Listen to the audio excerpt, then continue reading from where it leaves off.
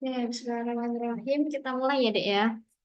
Sini di Zoom ada Dek dia sama Dek Arina. Nih, lumayan nih Dek, banyak nih ya. Bedah trauma plastik dan onkologi. Kita belajar ATLS dasar. ATLS itu nanti buat pasien-pasien trauma, Dek. Jadi kalau ke IGD, kalian tentuin pasiennya ini masuk ke triase yang warna hijau, kuning, merah, hitam. Ini hafalinnya kayak lampu merah itu ya.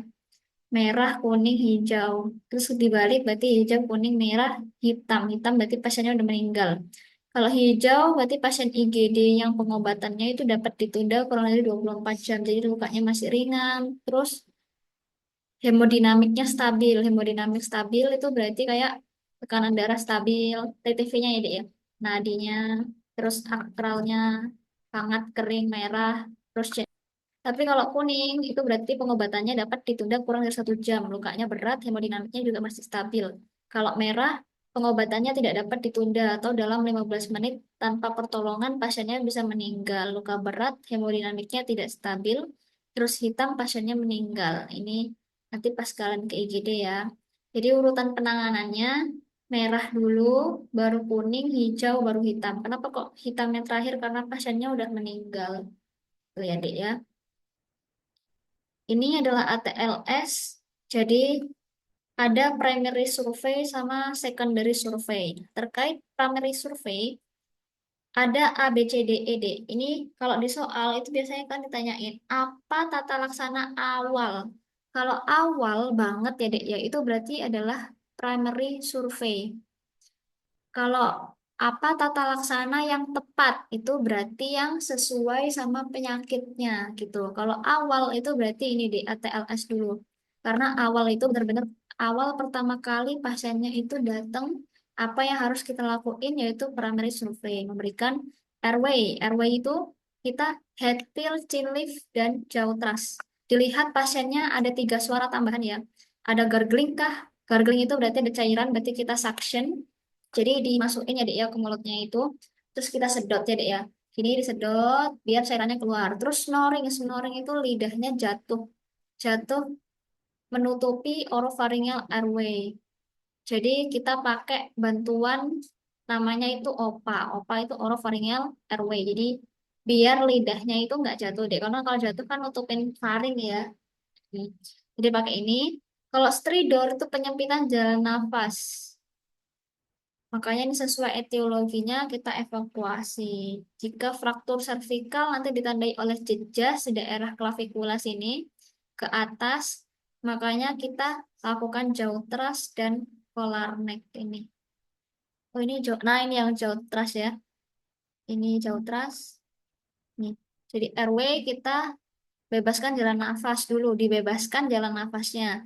Kalau breathing, itu saluran nafasnya yang sudah kita bantu ini, saluran nafasnya yang sudah kita bantu biar terbebas, kita bantu ventilasinya.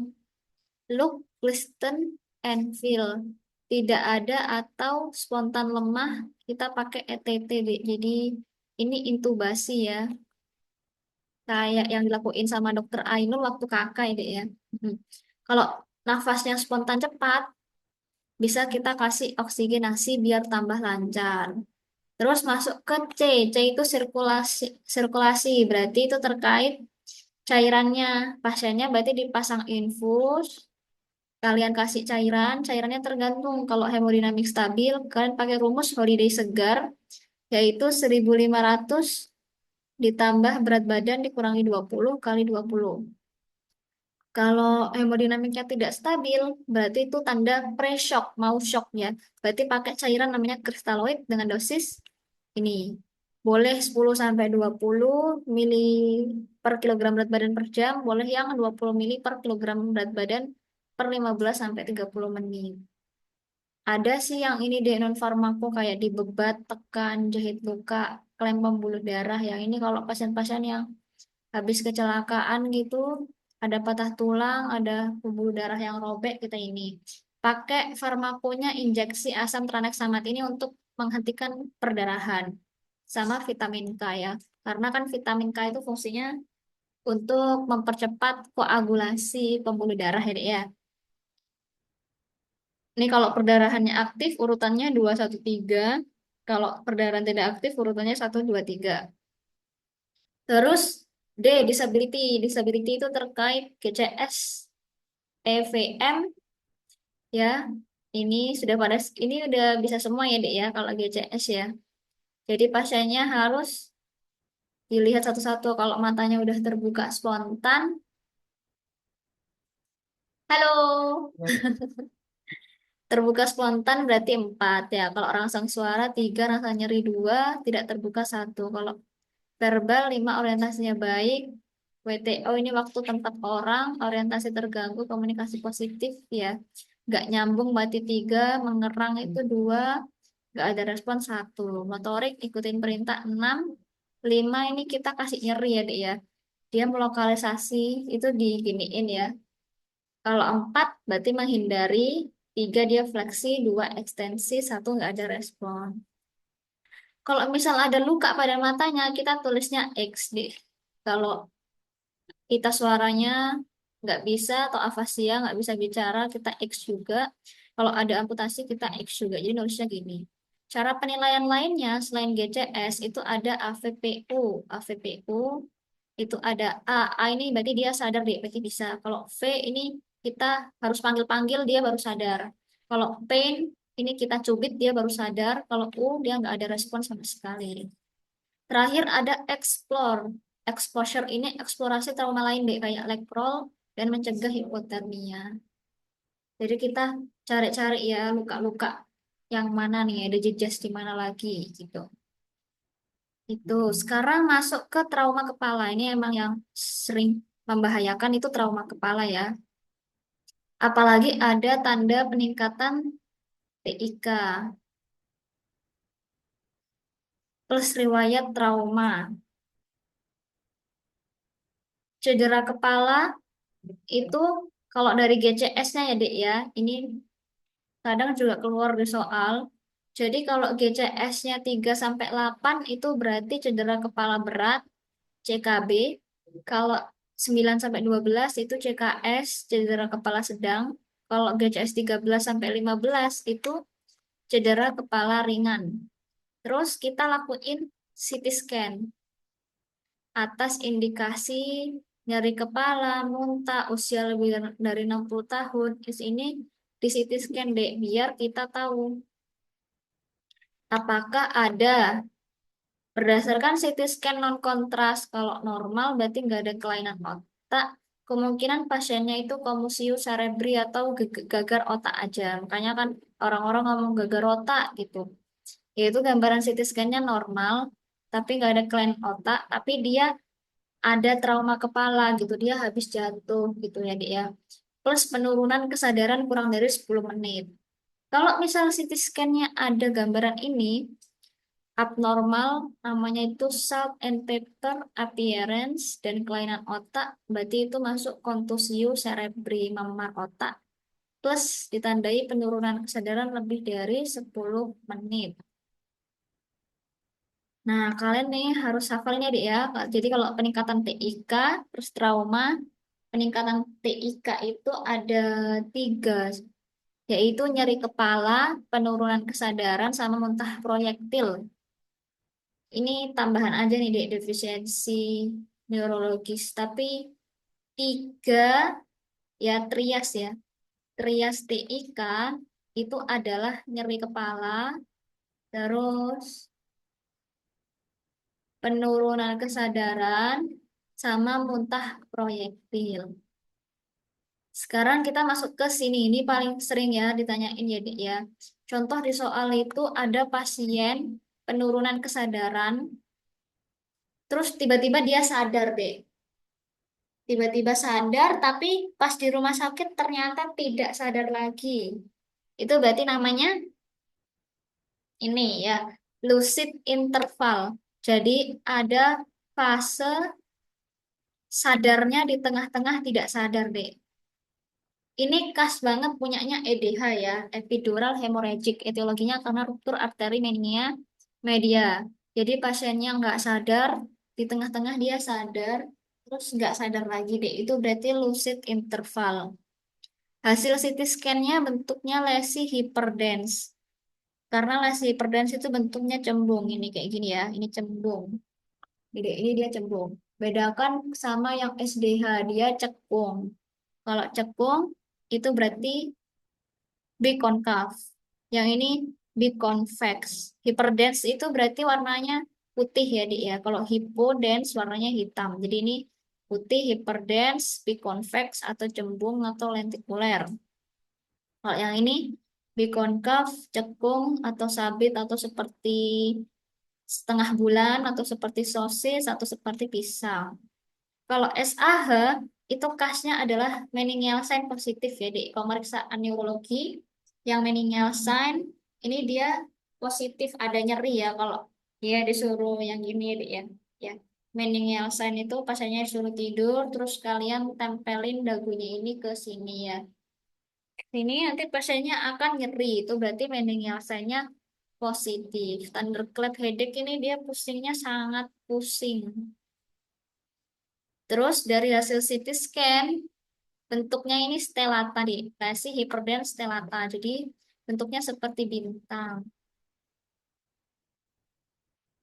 Nah, ini ya anggapnya seperti bintang ya. Sini. Ini berarti stelata ini punyanya SAH. Star atau mengikuti girus otak atau sulcus. Terus kalau ICH itu kasnya dia ini lesi hiperdens pada hemisfernya di sini. Jadi kalau yang lain-lain itu kas ya. Kalau yang EDH dia bentuknya cembung. Kayak ini cembung. Kalau SDH bentuknya ini cekung. Kalau SAH bentuknya stelet. Jadi kalau Mbak itu kalau kakak yang ngafalnya tuh gini deh. Kalau yang ada DH-DH-nya ada DH-DH-nya itu berarti antara cembung atau cekung ya. Kalau yang depannya E berarti cembung, kalau yang depannya S berarti cekung. Nah, kalau SAH sama ICH ini kan udah beda nih penulisannya ya. Kalau SAH ini berarti yang stellate. Kalau yang ICH ini dia bisa di mana aja deh lesi hiperdense-nya. Pokoknya bulat aja di daerah sini. Bisa di sini, bisa di sini. Jadi dia nggak beraturan. Bisa di sini, di sini, di sini. Gitu tuh ICH. Lesi hiperdense pada hemisfer cerebri. Lanjut. Tata laksananya awal. Awal itu benar-benar pasiennya datang ke IGD, kalian harus resusitasi ABCDE seperti yang di atas. Sama simptomatis. Simptomatis itu kalau dia kejang, berarti kalian kasih diazepam 10 miligram, IV pelan-pelan. Kalau ada TIK, berarti kalian elevasiin kepalanya ya. Jadi kan ada bed tuh yang di IGD ada ya. Kalian bisa naikin kepalanya itu ke atas gini 45 derajat. Tapi kalau tata laksana tepatnya harus dirujuk untuk dilakukan operasi sama dokter spesialis bedah saraf.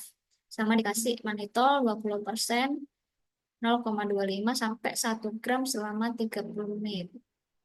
Ini juga fraktur basis keramik itu kasnya ini, Dek. Kalau di soal kalian baca ada tulisan rakun eyes. Ini kayak matanya hewan rakun itu ya.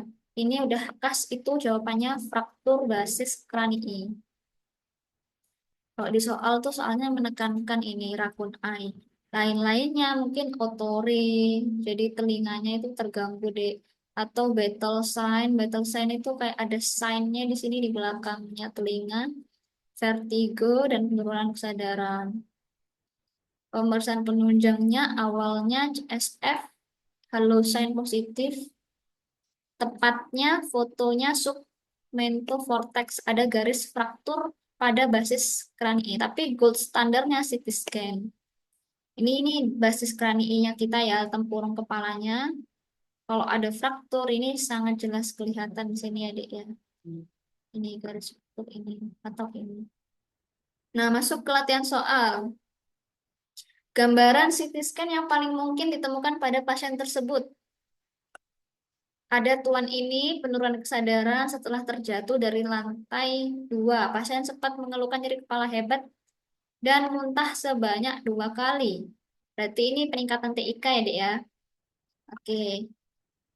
Dari pemeriksaan fisik didapatkan GCS-nya 7, Tekanan darahnya segini, nadi segini, kaku kuduknya positif. Gambaran CT scan yang paling mungkin didapatkan pada pasien ini adalah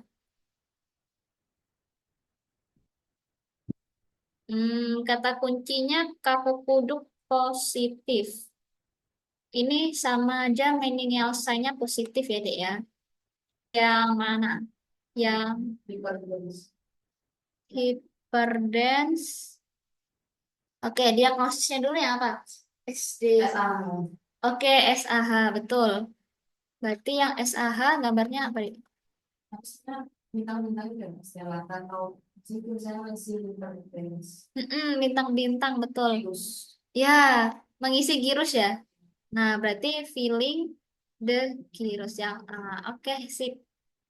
Lanjut ya, nomor 2 ya. Berarti kemungkinan diagnosis yang tepat pada pasien tersebut adalah iya sama. Oke, berarti B. Betul. Yang nomor 3, kemungkinan lokasi pembuluh darah yang paling sering terkena adalah ini sama ya, SAH ya. Nah, SAH terkenanya di pembuluh darah yang mana?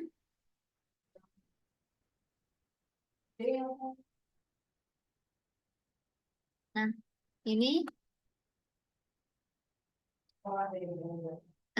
ruptur arteri vertebrobasiler ya. Berarti yang oke. Terus nomor 4, kata kun pertanyaannya diagnosis. Terus kita langsung cari kata kuncinya deh. Kata kuncinya ada hematoma periorbital bilateral. Terus didapatkan sekret hidung, didapatkan halosan positif. Berarti apa? Berarti fraktur ya. Fraktur basis kranii yang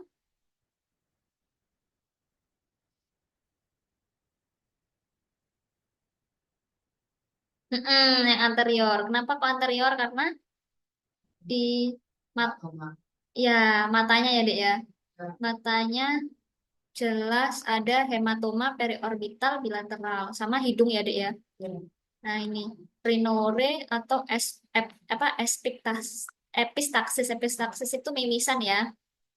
Ini mimisan. Kalau bagian media itu berarti telinganya, kalau bagian belakang berarti ini ya. Better sign. Oke, sip. Anterior. Lanjut nomor 5. Apa kategori triase yang sesuai pada pasien? Pasiennya kecelakaan lalu lintas tunggal. Pasiennya terjatuh dari motor akibat menghindari lubang di jalan. Pasien mengeluhkan nyeri pada tangan kanan pasien. Nyeri kepala ataupun muntah proyektil tidak ada. Pada pemeriksaan didapatkan primary survey. Airway-nya itu clear. Nafasnya spontan. Berarti ini A-nya bagus ya, B-nya juga bagus. Sirkulasi segini ini shock ya, Dik ya. Hmm, Karena tekanan darah kurang dari 90 ya. Ini berarti dia shock. Terus nadinya 120, GCS-nya bagus. Pupilnya isokor ya, bagus. Berarti sama ya, Dek ya, ukuran kanan dan kiri ya pupilnya ya. Setelah dieksplorasi didapatkan adanya patah tulang ulna kanan tertutup dan luka lecet pada lengan kanan dan kaki kanan.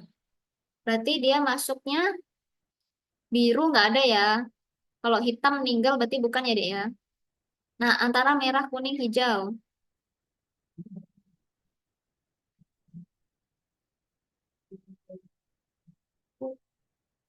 Oke, hijau bisa juga hijau.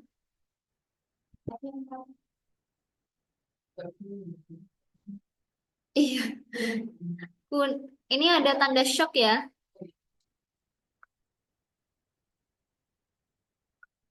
Nah, ini deh, patah tulang itu tertutup ya dia ya.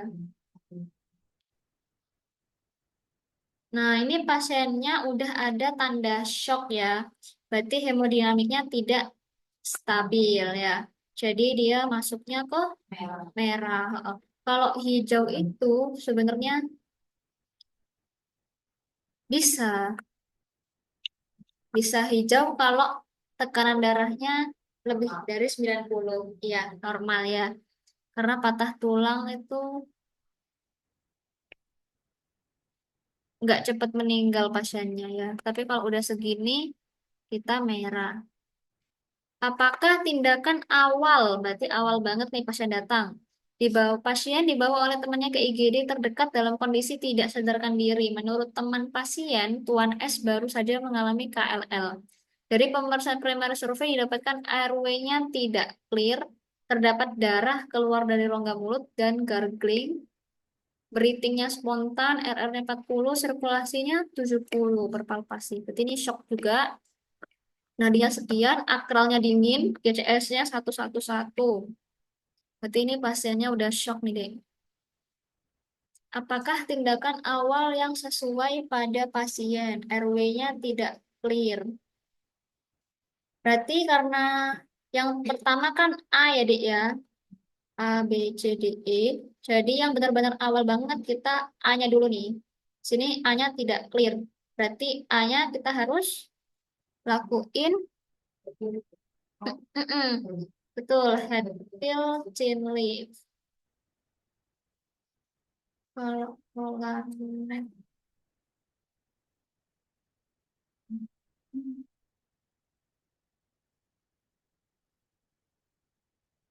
ini ada jaw thrust dan collar neck ya, Dek.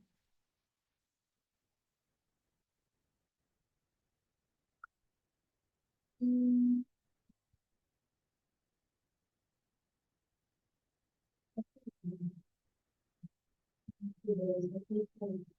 Iya, nggak ada cedera servikal ya. Berarti head till chin lift ya. Heeh, berarti nggak ada ya. Oke, oh ya. Berarti nggak ada cedera servikal. Jadi kita boleh head till chin lift dulu ya, Dek ya. Jadi jawabannya yang C.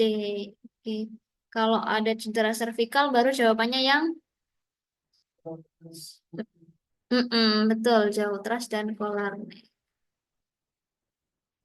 Sekarang kita ke trauma toraks.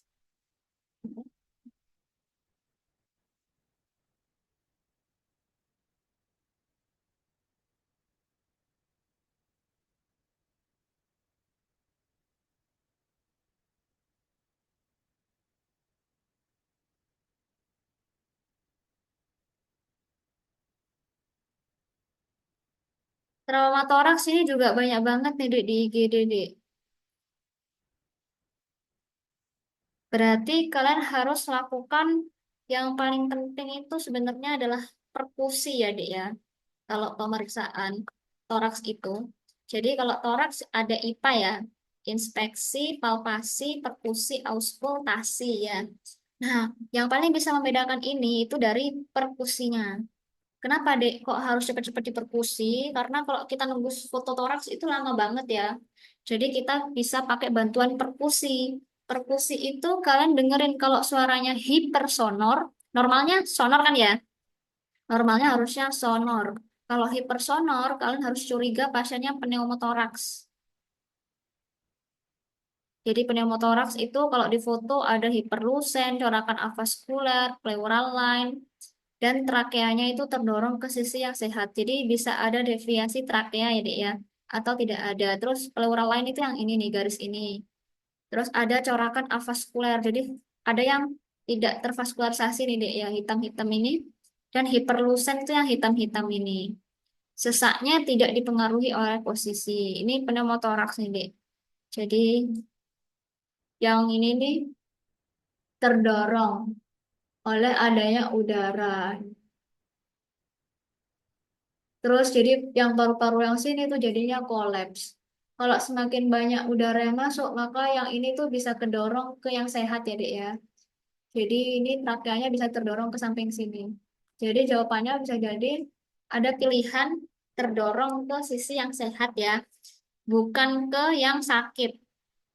Jadi yang sakit ini akan mendorong ke yang sehat, Dek. Karena udaranya kan di sini ya. Terus kalau redup-redup itu berarti ada cairan. Nah, cairannya itu biasanya darah. Ini, Dek. Jadi namanya aja hem ya. Hema. Berarti ini hematotoraks, ada darah. Ini darahnya itu mendorong ke sana. Jadi nanti ada deviasi trakea juga ke sisi yang sehat. Ini mendorong ke sini.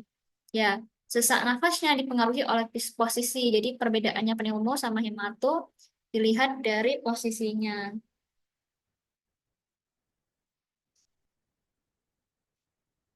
Kalau ini gambarannya jelas banget nih, Dek. Kalau hematotoraks itu pasti dia akan menempati posisi yang paling bawah ya. Dari sini dulu. Makanya sudut costophrenikus ini harusnya tajam. Tapi kalau hematotoraks ini dia tidak tajam ya, Dek ya. Nggak kelihatan ya sudutnya ya. Makanya di sini tulisannya sudut costophrenikus homogen di inferior sama-sama putih dan bawah paru. Dan ada menis kayak gini nih, Dek. Ini meniscus sign ya.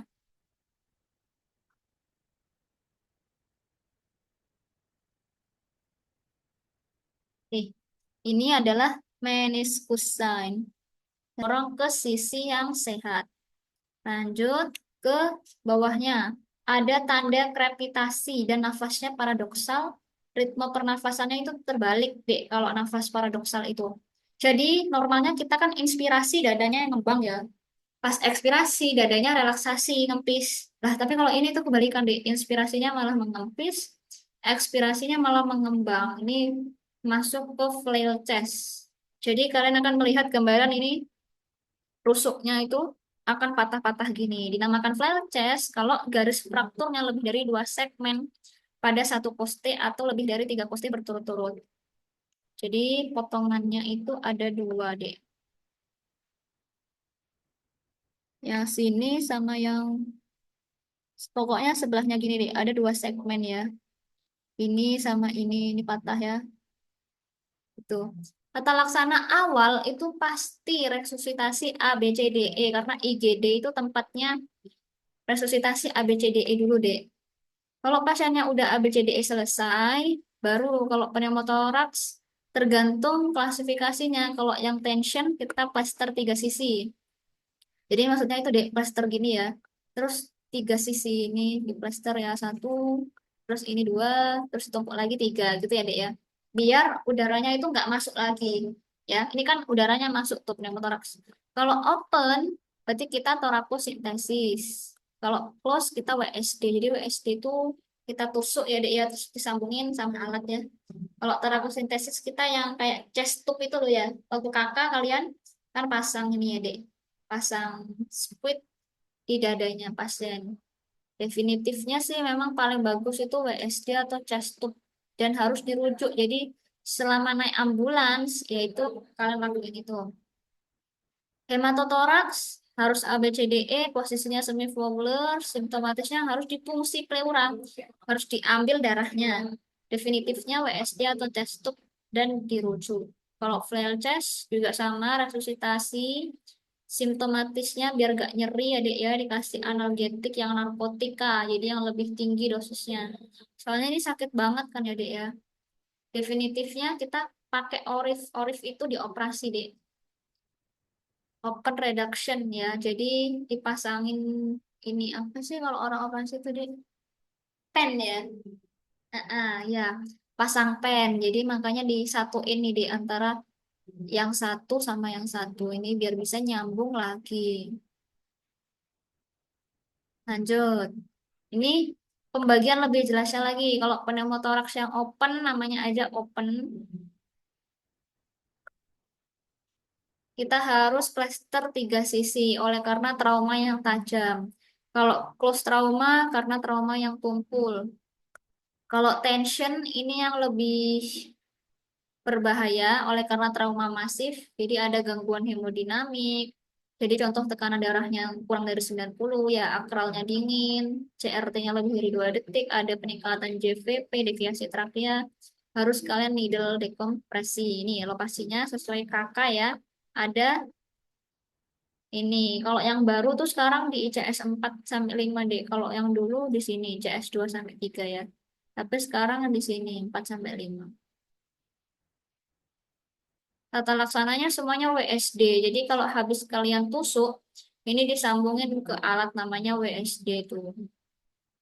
Kalau pneumotoraks non trauma, primernya ya karena bukan riwayat penyakit paru, Sekunder karena riwayat penyakit paru. Sekarang masuk ke soal apakah diagnosisnya. Nih, seorang laki-laki kecelakaan diketahui dada bagian kanannya menghantam setir. Pasiennya tampak gelisah dan mengeluh nyeri pada dada kanan. CVP-nya meningkat, deviasi trakea kiri, gerak nafas dada tertinggal, hipersonor pada lapang paru kiri, dan suara nafas paru kirinya menurun. Apakah diagnosisnya?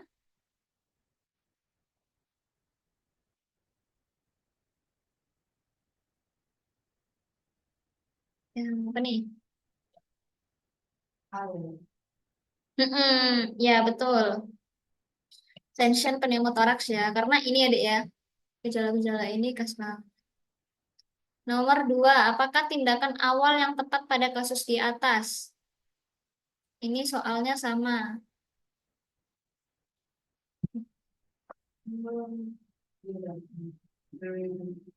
Yang awal banget ya. Oke, apa nih jawabannya? Oke. Eh, gede banget. Nah, yang ini 45 ya. Mm-mm. Oke, udah betul ya. Loh, loh, loh. Oke, B betul ya, Dek ya. Tadi Dek siapa tadi? Dek, siapa? Dek Mirna. Dek Mirna panggilannya Dek Mirna ya. Apa Wahyuning apa Tias?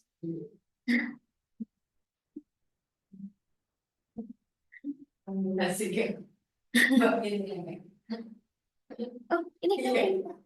Oh, alah. Mbak Mirna, mohon maaf ya, Mbak ya. Oh iya. Oke, nomor tiga. Apakah tata laksana definitif yang tepat dilakukan pada pasien di atas?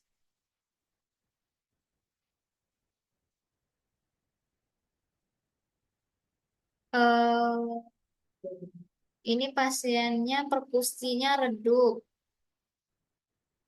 auskultasinya suara vesikular menurun, sama hasil pemeriksaan X-ray-nya terdapat opasitas homogen.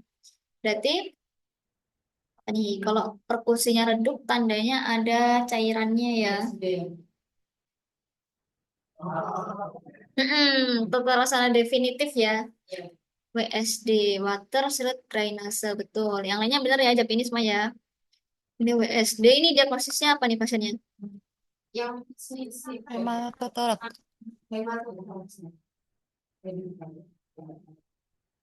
Iya, hematoraks. Oke, betul deh, hematoraks ya. Hemato- Hematotoraks ya. Jadi jawabannya ya ini deh. Redup ini hematotoraks. Aku kurang tuh ini ya. Tuh. Lanjut, tata laksana awal yang tepat untuk pasien tersebut adalah status lokalisnya tampak jas dan gerakan paradoksal pada dada kiri. Pada palpasi didapatkan krepitasi. Krepitasi itu kayak krek-krek gitu ya, Dek, ya. Mm. Perkusi sonor pada kedua lapang paru. Berarti tata laksana awal pasien ini adalah jawabannya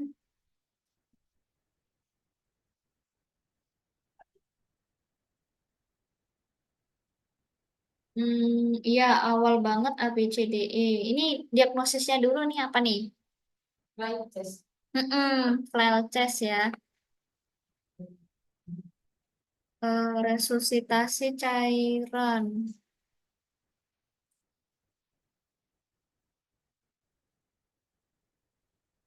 Resusitasi cairan boleh juga, tapi di sini pasiennya gak ada perdarahan ya. Ya, yang B ya jawabannya ya. Ventilasi adekuat sama oksigen dan anti nyeri. Jadi ya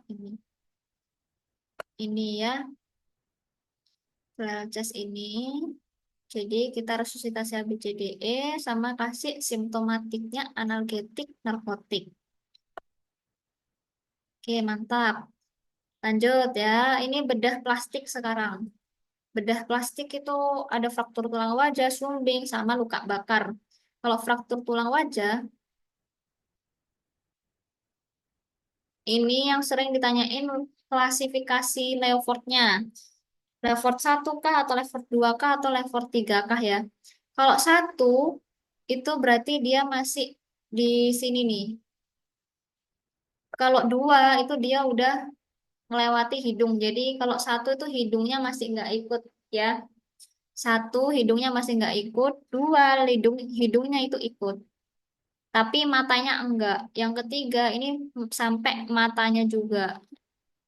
Gini ya. Jadi yang pertama hidungnya enggak, yang kedua hidungnya iya, matanya enggak, yang ketiga sampai matanya iya. Ini namanya kalau ini floating palate. Jadi masih palatumnya aja. Ini maksilanya, ini sampai wajahnya. Namanya fraktur Guerin, fraktur piramid karena segitiga, sama fraktur craniofacial junction. Kita pakai foto Waters, ini jelas banget. Dirujuk untuk dilakukan internal fiksasi. Ini maksilanya ya. Kalau pada mandibula yang retak ini bisa retak. Dan kata kuncinya terjadi maloklusi setelah trauma. Ini tiba-tiba kayak bisa pindah-pindah sendiri nih, Dek, maloklusi itu. Jadi kan harusnya di sini ya mandibula itu ceket kan ya. Tapi dia bisa pindah-pindah ke depan, ke belakang, ke depan, ke belakang gitu. Penunjangnya pakai foto panoramik atau CT scan. Awalnya makanya harus diimobilisasi sama kayak orang patah tulang. Nanti dipasang wire. Nanti biar dokter ortopedi yang masang ya. Definitifnya pakai internal fixation. Ini kalau buat orang ini tadi maksila digunakan pada fraktur maksilomandibular. Jadi kalau ada orang sakit maksila dan mandibula, kita kasih ini. Semuanya difiksasi ya, kepalanya juga. Kalau sumbing, namanya adalah labiocisis. Celah pada bibir, bisa uni, bisa bilateral. Bisa komplit, bisa incomplete. Kalau komplit, meluas menuju lubang hidung. Kalau incomplete itu tidak mencapai dasar lubang hidung, jadi masih intak ya. Ini labio, celahnya pada bibir. Kalau palatum, itu berarti ada hubungan antara rongga mulut sama hidung. Saat minum suaranya tersedak atau sengau. Kalau genato itu berarti di gusinya, ada celah pada gusinya. Komplit dan incomplete. Komplit mengenai bagian belakang, ini tidak mengenai bagian belakang. Ini normal palatum. Ini kalau ada dua, satu, dua, ini cuma satu. Kita sebutnya sebagai CLP. Ini cleft lip and palate. Jadi kita bisa lihat normal atau cleft lip atau dua ya. Ini gambarannya kalau cleft lip, kalau bilateral cleft lip. Kalau sampai palatum, ini sampai langit-langit atas ini ya, mulut ya. Ini sampai nyambung. Yang ini bilateral sampai full palatum. Jadi benar-benar menyambung. Ada syarat operasinya pakai rule of 10. Kalau ditanyain rule of 10 itu BB-nya 10 pound atau 5 kilo. Usianya 10 minggu. HB-nya harus 10 gram per DL. Leukositnya harus kurang dari 10 ribu. Ini karena kongenital, pasiennya itu nggak ada gejalanya ya, Dik ya. Pasti kelihatan kan ya kalau anak bibir sumbing itu kelihatan kebanyakan. Tapi kalau nggak kelihatan, pasiennya akan sulit untuk menyusu. Atau masalah kosmetik ya ini jadinya nggak bagus kan ya. Jadi dirujuk untuk operasi ke dokter spesialis bedah plastik. Nah, ini pasiennya. Apakah diagnosis yang tepat pada pasien ini?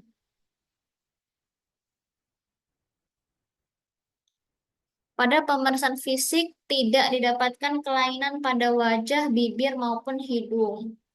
pada pemeriksaan rongga mulut nampak adanya celah pada langit-langit mulut hingga mencapai gusi. Nah, langit-langit mulut itu namanya kan palatum ya, hingga mencapai gusi. Itu namanya gnatochizis yang ini. Gusi, celah pada gusi. Jadi pasiennya masuknya ke yang ini, gnatochisis ya. Jadi lihat depannya ya, Dek ya. Kalau palato, labio, ini labio palato, ini palato. Nah, di sini ini dia celah, berarti ini yang palato. Terus gusi itu yang genato ya. Hmm. Hmm. Nah, kalau palato genato kan nggak ada ya, Dek ya. Jadi ambil yang genato stizis. Nah, yang ini. Gitu ya. Ini sekarang diagnosisnya. Kenapa kok bukan yang E? Kenapa kok bukan yang E ya? Soalnya ini, Soalnya yang di PPT yang atas itu kan mengenai langit-langit yang bagian belakang, yang komplit, yang nah mm-mm. Oh ya, karena yang ini masih belum sampai ke gusi, Kak. Palatum skizis, adanya hubungan antara rongga mulut dan hidung. Nah, di sini pasiennya itu nggak ada sampai ke hidung juga. Jadi yang palato-palato kita apa dieliminasi ya ini. Jadi kalau palato ada hubungan lebih ke rongga mulut sama hidungnya ya, bolongannya nyambungnya. Kalau labio di labiumnya mulut. Makanya kalau yang labio palato ini masih sering bisa terjadi karena kenanya di bibirnya, sini bibirnya sampai ini rongga mulutnya dan hidungnya. Gitu ya Kak ya. Jadi jawabannya yang D. Terus nomor 2, apakah diagnosis yang tepat pada pasien ini? Kesulitan minum ASI, ada defek pada bibir dan gusi. Ini bibir dan gusi. Apa ini? Oh iya, bilateral ya. Bilateral, bilateral, bilateral. Oke, ini sudah sampai ke hidung ya. Berarti dia labio palatoschisis yang komplit atau inkomplit nih? Sampai belakang nggak dia? Oh iya, mencapai ya. Hingga mencapai bagian belakang. komplit. Oh iya, ya betul yang B. Terus nomor 3, diagnosis kata kuncinya GCS 356. Didapatkan krepitasi pada rahang atas pasien. CT scan-nya garis fraktur di atas palatum dan akar gigi. Berarti mm Level 1 ya. Semuanya setuju ya? Oke, semuanya setuju. Level 1. Karena kalau rahang atas berarti maksud palatum dan akar gigi berarti yang level 1. Lanjut luka bakar. Luka bakar yang paling sering ditanyain itu adalah derajatnya sama grade-nya. Ini klasifikasi kalau grade 1 dan 3 berarti tanpa gula. Kalau yang bulanya positif berarti grade 2A sama grade 2B. Tergantung kalau yang ini bulanya tegang, kalau yang ini bulanya kendur. Nyeri banget karena masih tegang ya, jadi membuat kulit-kulit di sekitarnya jadinya lebih ketarik. Makanya nyeri banget, merahnya positif. Kalau yang grade 2B udah mulai pucat. Grade 1 makanya karena dia superficial, pasiennya sering merah. Kalau grade 3 ini udah full kedalamannya, jadi udah tidak merasakan nyeri ya. Terus hitam atau pucat warnanya ini.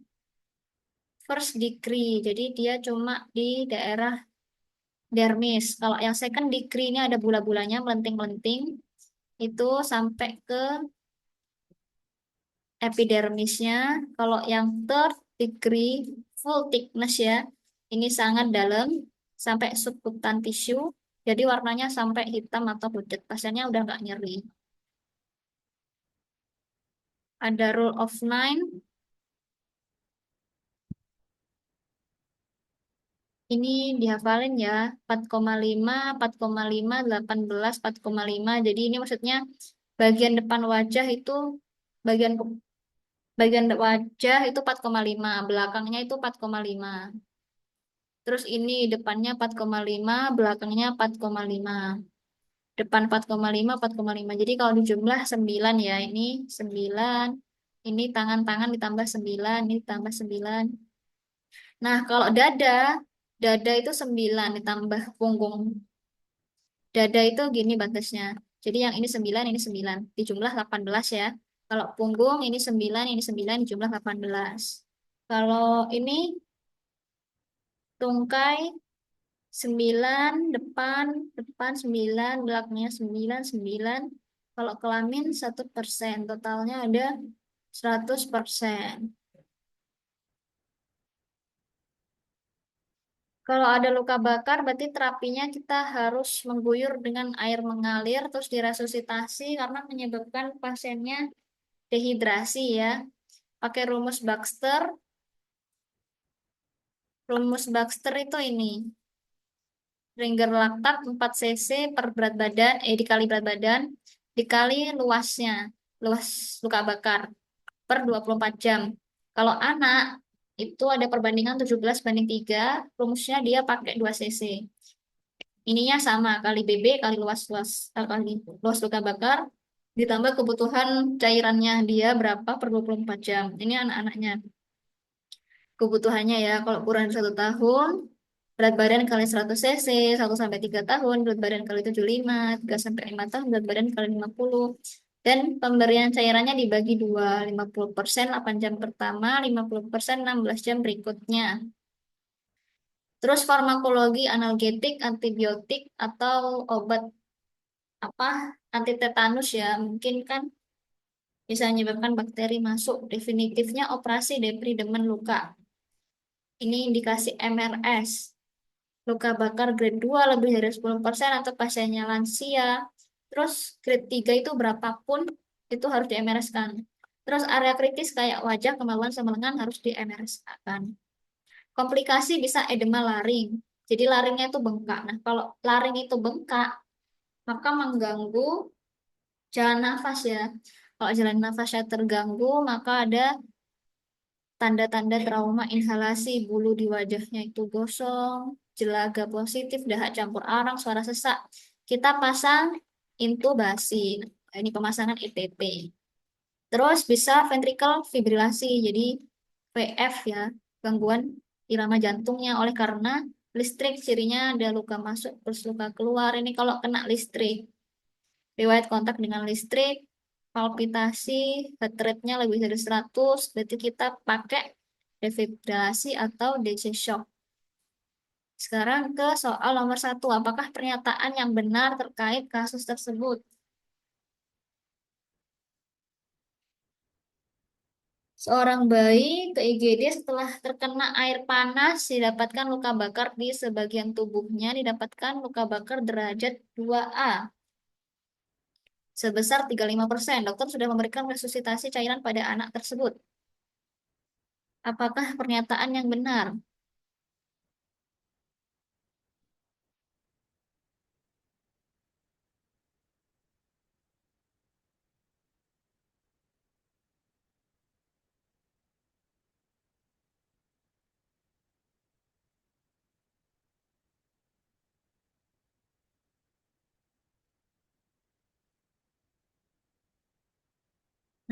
Yang A, betul ya.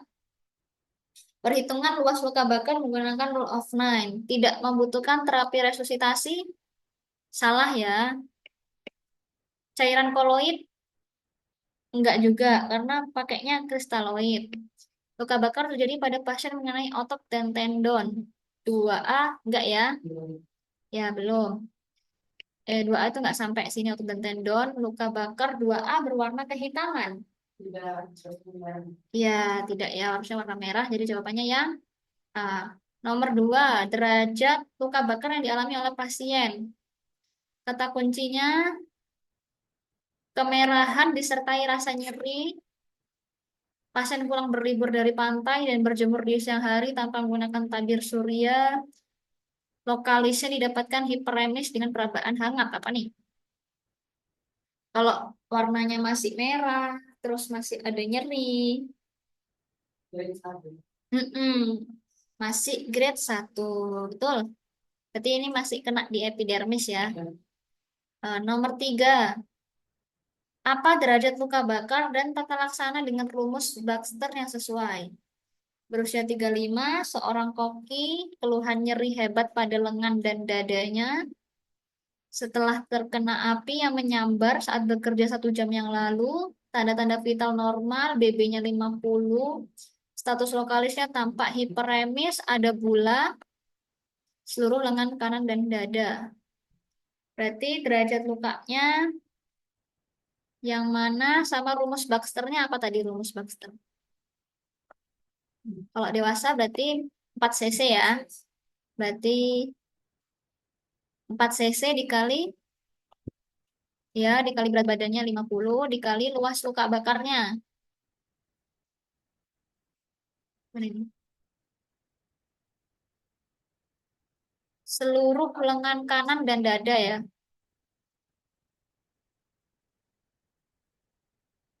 Lengan kanan berarti yang atas aja ya, Dek ya. Atas aja apa semua ini ya? Oh, berarti ini semua ya.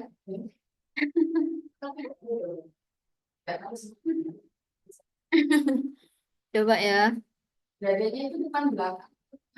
Dada depan. Dada depan aja ya berarti 9 ya.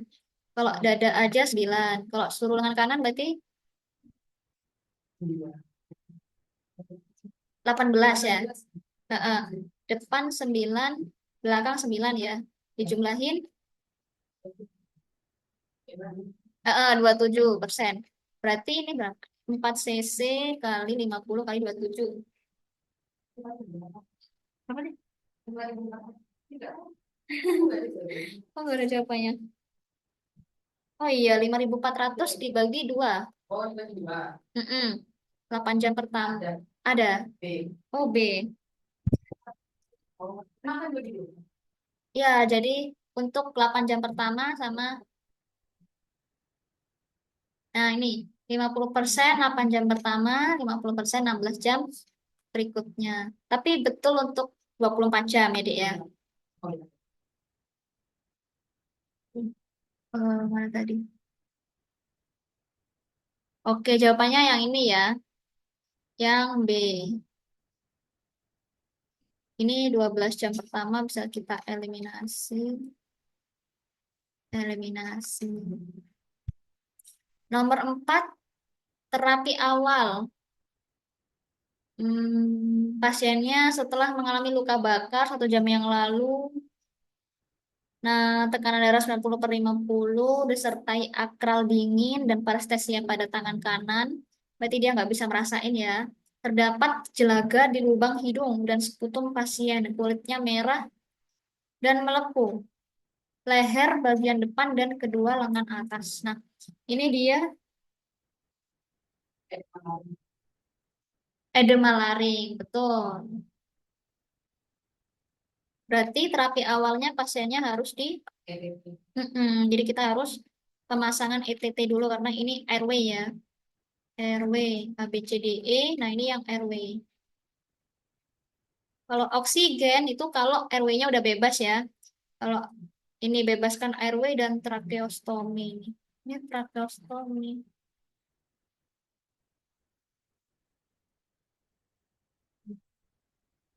Oh, enggak, yang ini ya, yang D ya. Ini trakeanya di lubang.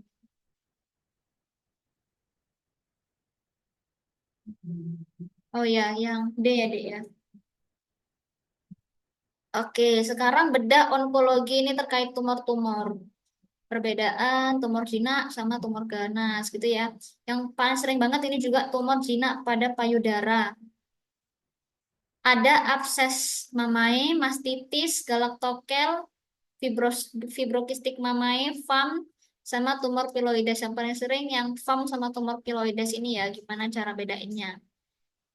Nah, kalau FAM itu paling sering pada usia kurang dari 35 tahun. Jadi kalau masih muda, seperti kita-kita ini, rentan untuk mengalami ini ya, antara FAM sama fibrokistik mamae. Dan ukurannya kurang dari 5 cm. Ini tergantung tidak adanya nyeri. Kalau nggak nyeri berarti FAM, kalau nyeri berarti fibrokistik mamae. Pemesan penunjangnya ini. Jadi ada lesi hipoekoik. Jadi kalau dilihat jaringan payudaranya kok ada yang bundar di sini. Ya, ini kan masih muda, berarti belum menyusui ya. Jadi kita rentan yang ini. Terus kalau udah lebih dari 35 tahun dan ukurannya lebih dari 5 cm itu masuk ke tumor piloides. Harus dibiopsi, nanti gambarannya kayak daun gitu nih.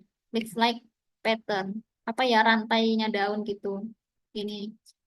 Kalau ada riwayat menyusui ibunya, tergantung ada demam atau enggak. Kalau ada demam, berarti dia infeksi. Infeksinya Staphylococcus. Terus kalau ada infeksi, darah lengkapnya biasanya leukositnya tinggi atau leukositosis. Ada fluktuasi enggak? Kalau ada berarti dia abses mamae ini. Jadi dia keluar pus gitu ya, keluar nanah. Kalau nggak ada fluktuasi yang kayak ini nih, nggak ada nanahnya, berarti dia cuma mastitis. Kalau abses berarti harus di stop ASI-nya karena kan dia ngandung nanah ya. Jadi harus di stop dan harus diberikan antibiotik kalau infeksi golongannya beta laktam definitifnya harus diinsisi drainase. Jadi ini diambil, diambil terus drainase itu dikasih eh, bolongan dikit gitu. Biar sisa-sisa pusnya itu masih tetap keluar. Post operasi dirujuk. Mastitis, ASINya lanjut karena kan dia nggak ada nanahnya ya. Jadi masih boleh minum ASI anaknya.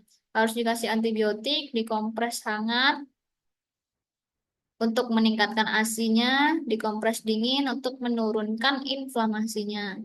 Kalau nggak ada demam, itu kemungkinan karena obstruksi di saluran ASI-nya, namanya ductus lactiferus. Kalau ada obstruksi di saluran ASI, maka pasti ada nanahnya ya. Ini namanya galaktokel, jadi kita harus aspirasi, diambil. Nah itu biasanya ASI-nya positif, jadi ASI-nya ikut terambil. Ini nyeri payudara, benjolan payudara, tanda inflamasi tidak ada. Ini kalau tumor ganas berarti CA mamae. CA mamae di sini udah ada retraksi puting. Terus ada nipple discharge. Ini ada de orange. Jadi ini kulit jeruk.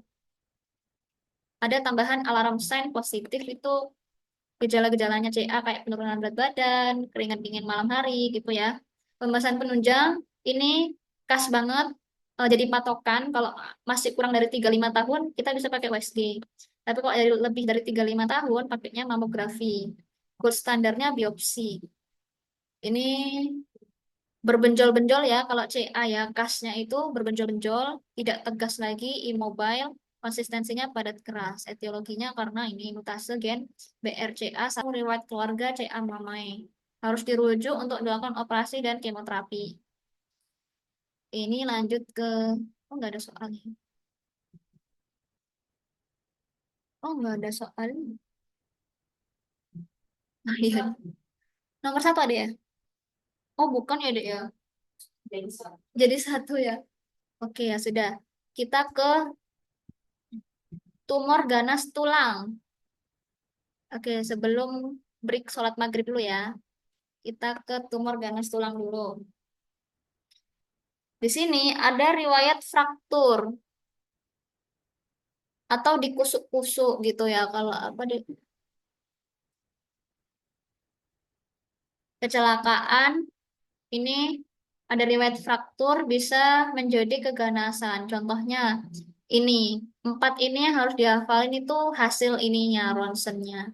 Jadi kalau ada sunburst appearance atau Code Menteri Angel, ini kayak gini nih sunburst itu berarti osteosarkoma. Yang paling sering ini yang menjadi pertanyaan yang ini osteosarkoma atau Code nih kalau osteokondroma dia Gambaran cauliflower ini. Oke, ini itu seperti bunga katanya sih. Terus kondrosarkoma ini seperti popcorn. Terus kalau Ewing sarcoma itu seperti irisan bawang ini. Onion skin appearance. Tata laksananya dirujuk untuk operasi dan kemoterapi. Dikit banget ya, lanjut ini dulu deh. Tumor jinak kulit. Ada keratosis seboroid sama hemangioma infantil. Ini jarang banget ya, Dek, ya, pada anak-anak. Tapi saudaraku ada yang ini, hemangioma infantil. Jadi dia dari bayi itu ada hemangioma. Yang kayak gini gambarannya. Tumor jinak pembuluh darah menyebabkan proliferasi endotelial. Jadi munculnya waktu anaknya usia 1 sampai 8 minggu dan pertumbuhannya cepat selama 6 sampai 12 bulan. Evolusinya 5 sampai 9 tahun. Jadi dia bisa mengecil-mengecil sendiri ya ternyata tanpa dioperasi. Ada yang lesionnya superficial, ada yang dalam. Kalau yang superficial dia makula eritematosa yang terang. Jadi warnanya merah terang gitu. Kalau yang dalam warnanya ungu atau biru. Ini medikamentosanya kita kasih propanolol, beta blocker, kemoterapi ya, kortikosteroid. Kalau yang non bisa dibedah sama laser. Tapi ini indikasinya sih, kan emang seringnya kenaknya di wajah ya. Jadi boleh dioperasi kalau ada ulkus atau sangat mengganggu mata, mulut, hidung, dan timbul kecacatan. Ini pada bayi ya, pada anak-anak. Kalau yang keratosis seboroid, ini berarti proliferasi epidermis dengan penumpukan keratin ini gambarannya. Jadi bintil-bintil hitam-hitam ini adalah tumor jinak pada kulit. Etiologinya bisa karena paparan sinar matahari, genetik, idiopatik, dan harus dikuret, krioterapi, eksisi, ya bedah listrik, bedah beku, laser harus dirujuk. Yang ganas ini ada sel basal karsinoma. Klinisnya dia ini ulkus roden. Tepinya dia nggak teratur, nggak bulat gitu. Dan histopatologi didapatkan sel palisade. Ini kata kunci ya. Kalau squamosa ini gambarannya lebih bernodul dia itu. Jadi ada bulat-bulatnya hiperkeratosis ya. Jadi dia kasar. Ini juga kan bulatnya itu kasar. Ini bulatnya kasar. Ini bulat-bulatnya kasar dan mudah berdarah. Kalau di histopatologi gambarannya Ronker. Kalau melanoma maligna ini ada hiperpigmentasi ABCDE ini gejalanya dia. Kata kuncinya ini, sel melanosit diferensiasi ganas. Ini ya, A, B, C, D, E. Ini melanoma maligna. Oke, kita sholat dulu ya. Balik lagi berapa? 15 menit apa 10 menit? 15 menit apa ya? Oke, 15 menit deh ya. Kita balik lagi jam satu ya. Jadiin satu aja Mas ya. Ya kayak tanggung Oke, kayak. iya. Lanjut aja ya. Ya udah Ya lanjut dulu. kayak lanjut. Iya, oke. Iya sih tinggal dikit. Ini tumor jaringan lunak, tumor jinaknya. Ini seringnya lipoma yang ditanyain. Kalau lipoma berarti dia lemak, ya. Etiologinya lemak karena lipom itu lemak. Dan dia seringnya di bokong, di perut, di punggung dan gak ada punta. Punta itu kayak ada matanya gitu ya. Ini punta. Ini ada matanya. Kalau lipoma itu dia nggak ada matanya. Kalau ada matanya berarti namanya kista ateroma atau sebasea atau epidermoid. Karena obstruksi kelenjar sebasea di folikel rambut. Jadi ada penyumbatan di kelenjar sebaseanya. Kalau di sendi namanya kista ganglion. Jadi ini kan sendi tangan kita ya, bisa bergerak-bergerak kan ya. Tapi di antara sendi itu ada benjolan. Itu namanya kista ganglion. Etiologinya karena overuse, keseringan dipakai ya. Itu bisa benjol. Ini lipopitea, riwayat artritis atau ruptur ligamen. Kalau kista ganglion itu tidak ada jaringan sinovial. Kalau Becker ini ada jaringan sinovial positif. Harus dirujuk. Kalau lipom sama kista ini masih bisa diektirpasi atau dieksisi, masih bisa diambil. Nah, soal diagnosis. Ini sebenarnya udah ada kata kunci nih. Didapatkan gambaran sunburst. Ini apa nih? Ini di tulang-tulang tadi. Kalau sunburst appearance, berarti jawabannya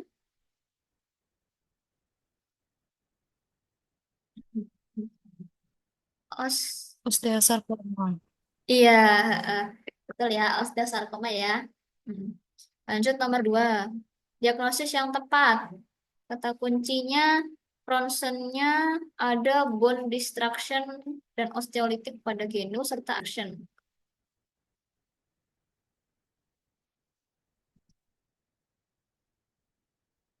Multi-layer. Hmm, ini yang Ewing itu ya.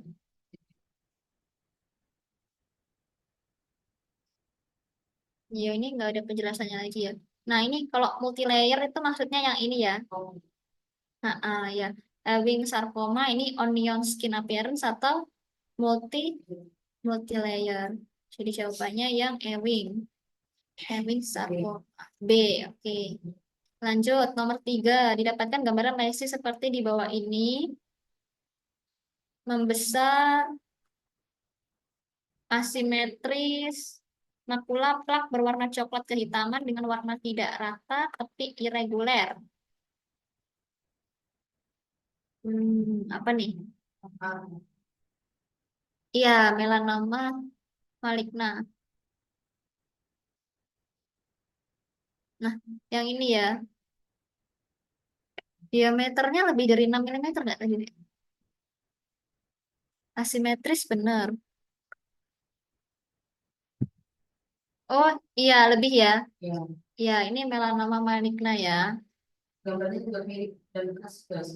Heeh, bener, ini khas melanoma maligna. Ini udah nggak mungkin ya. Nevus ini nggak mungkin juga. Ini diagnosis, terus dia kata kuncinya, hmm, apa nih? Dia dia menyusui nggak? Oh, tidak menyusui. Heeh, tidak menyusui, terus dia nggak ada demam-demam, nggak ada ya. Kalau tidak menyusui itu berarti antara PAM atau fibrokistik mama ini.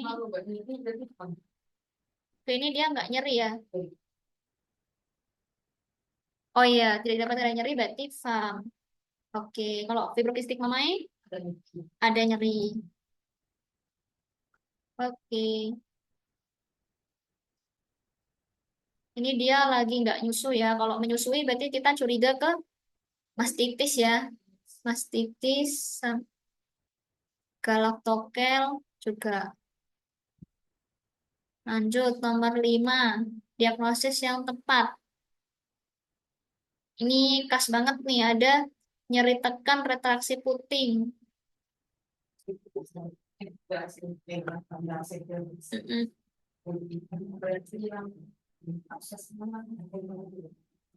Iya, akses mamanya nggak ada.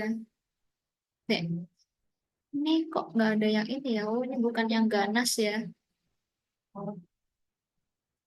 Melahirkan putri dan saat ini tidak menyusui karena putingnya lecet sejak 1 minggu yang lalu. Mamai dengan konsistensi yang keras, bengkak, kemerahan, nyeri tekan. Kalau ada sekat berarti galaktokel ya. Dek. Nggak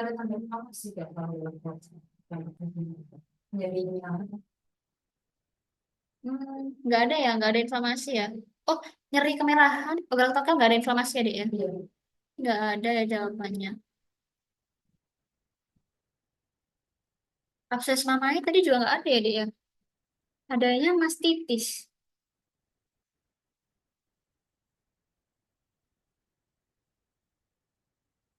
Hmm, rata-rata apa nih dia nih? Bikin masuk obstruksi. Iya, obstruksi ini berarti yang menyumbat saluran apa deh? ASI berarti yang galaktokel ya. Oh, tapi dia ada inflamasi. Sebentar.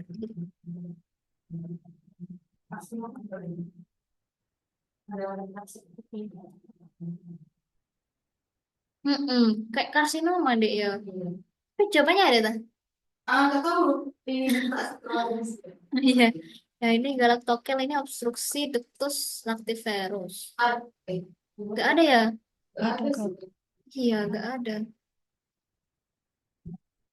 Selulitis bukan. Usia 28 tahun, ya masih muda sih ya. Tapi dia sudah, oh iya demam.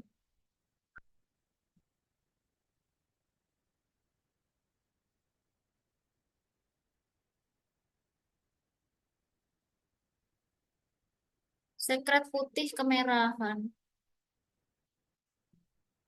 Nggak ada absis ya, Dek ya? Yang sekret putih itu nggak mungkin absis. Harusnya sih abses ya, Dek ya? Nggak ada jawabannya ya. Loh, ini galaktokelnya malah ada dua ya. B sama E. Ya karena nggak ada jawabannya. Yang paling deket sih mastitis ya, Dek ya. Tapi mastitis juga ada fluktuasi. Iya, mastitis nggak ada fluktuasi. Berarti ini aja ya abses ya di sini. Abses mamain. Set. Nomor 6. Terapi non farmakologis yang tepat pada pasien. Oh, ini sama kayak yang ini dong, yang atas ya. Jadi terapinya kalau ada abses mamai berarti stop ASI benar. Oh, non farmakologi ya. Non. Mm-mm, betul. Stop ASI. Nomor 7, apakah diagnosis regiovolar antebrakii ada benjolan, konsistensinya kenyal, sewarna dengan kulit sekitar dan tidak ada nyeri tekan.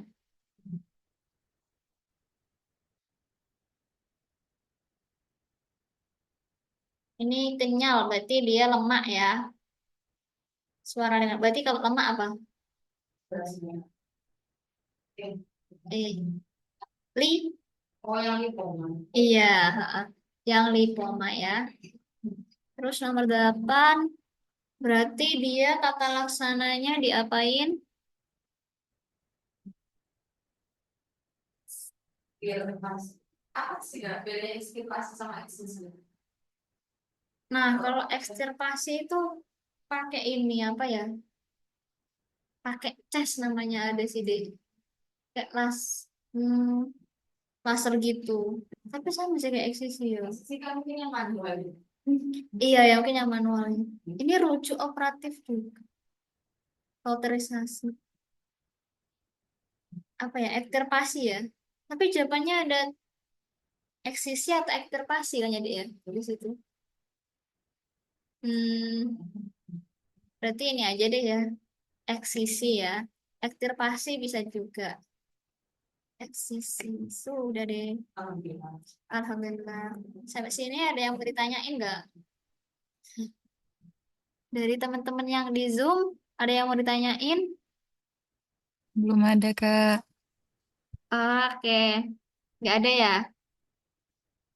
Ya, Kak. Oke, Dek. Dek Nurwulan ada? Belum. Dek Nurwulan kan? Aman. Aman. Ya sudah kita akhiri ya. Kita baca doa. Alhamdulillahirabbil alamin. Subhanakallahumma wa bihamdika asyhadu an la ilaha illa anta astaghfiruka wa atubu ilaik.